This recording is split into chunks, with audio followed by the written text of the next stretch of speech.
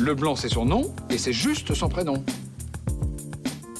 Tu m'as demandé, mon petit, c'est le Nord. Pas de bras, pas de chocolat. J'aime me beurrer la biscotte. Here's Johnny. Bienvenue dans ce nouveau numéro de votre rendez-vous hebdomadaire consacré au cinéma. C'est l'Instant Ciné et comme chaque semaine, je vous retrouve pour parler de toute l'actualité cinéma. Enfin, comme chaque semaine, j'ai fait une petite pause la semaine dernière. Je sais pas si vous avez remarqué, si vous avez suivi les réseaux sociaux de Cult Movies, mais j'étais un peu occupé. Mais on se retrouve donc cette nouvelle semaine avec plein d'actu, 5 actualités que j'ai soigneusement sélectionnées pour vous. Toute l'actu ciné, ainsi qu'en seconde partie d'émission, la recommandation d'un film à aller voir cette semaine au cinéma. Alors sans plus attendre, on passe tout de suite aux actus.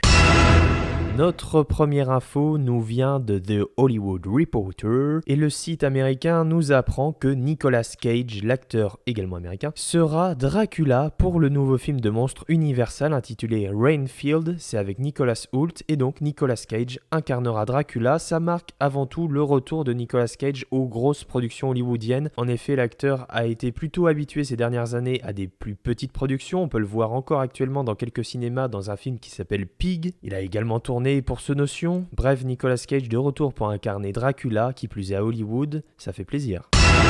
Continuons maintenant avec des nouvelles du film Morbius, le film dérivé de l'univers Spider-Man avec Jared Leto en super vampire, fait parler de lui puisque le film est annoncé au cinéma en janvier 2022. Cependant, Michael Keaton, qui incarnait déjà le vautour dans Spider-Man Homecoming, dit qu'il va tourner des scènes supplémentaires pour ce film Morbius la semaine prochaine. Alors on ne sait pas ce que ça veut dire, le film va avoir des reshoots alors qu'il sort dans un mois, c'est très étrange, on sait pas trop ce qui se passe avec ce film, mais ça fait tellement de temps qu'on attend ce Morbius que, bon, après tout, faites ce que vous voulez.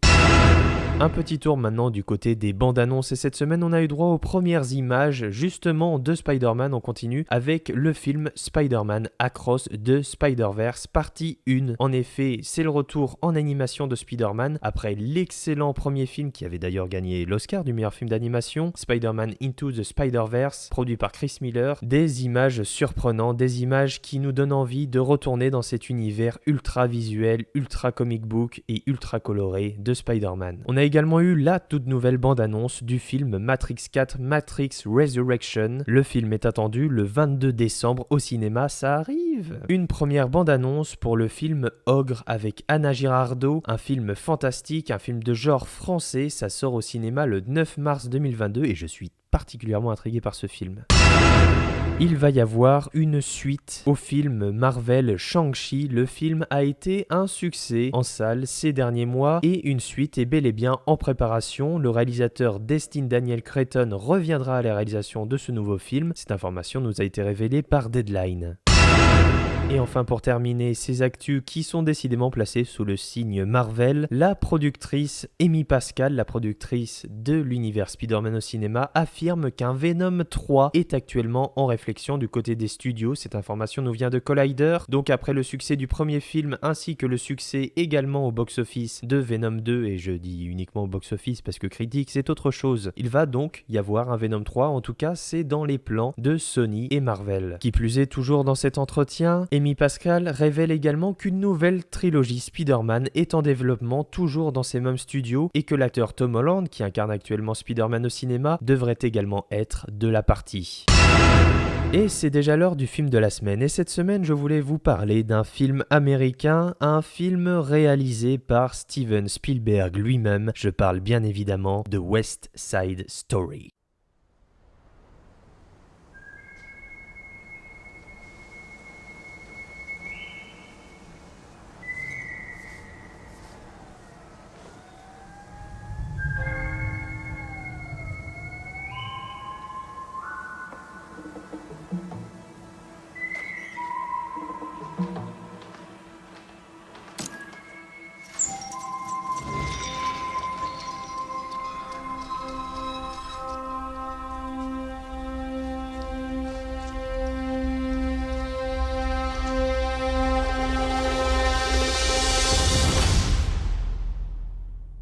Je viens tout juste de découvrir West Side Story au cinéma, je n'ai pas vu le premier film qui est sorti il y a déjà des dizaines d'années maintenant, et je découvre donc cette histoire, ces personnages qui sont librement inspirés de Roméo et Juliette. West Side Story, c'est d'abord une comédie musicale sur les planches de Broadway, mais ici Steven Spielberg décide de s'attaquer à ce monument de la comédie musicale, que dis-je, ce mythe romantique, et je dois dire qu'il le fait magnifiquement bien. Tonton Steven n'a décidément plus rien à prouver, chacun de ses films est une petite ou grande pépite, tout dépend comment on le voit. J'ai l'impression que tous ces films sont des films majeurs, ce qui fait que ça n'a plus vraiment de sens de dire que West Side Story est un des films majeurs de Steven Spielberg, tellement il en a fait plein des films majeurs. Bref, ce monsieur est bourré de talent, autant dans la mise en scène, dans la narration, dans les idées, dans les envies. Avec West Side Story, on a une histoire sublime, avec des acteurs non moins sublimes, avec une musique incroyable, avec des décors, des costumes, des couleurs. C'est vraiment un spectacle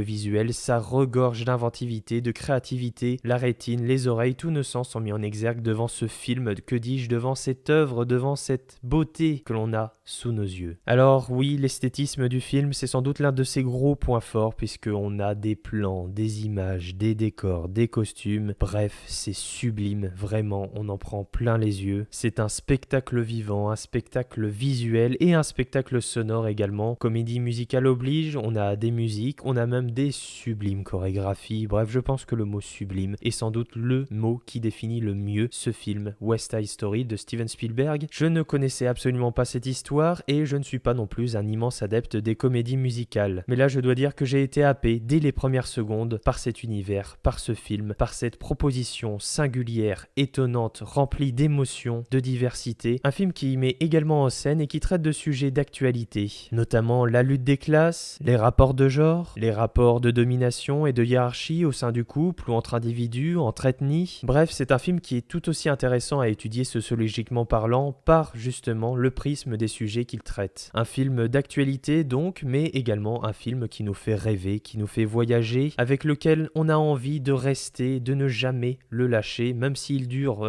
plus de 2h30 je crois. On a envie d'y rester dans cet univers féerique, dans ce conte sublime qui nous est proposé ici au cinéma avec ce film, avec West Side Story. Donc je n'ai qu'une chose à dire, allez voir West Side Story. There's a place for us somewhere, a place for us.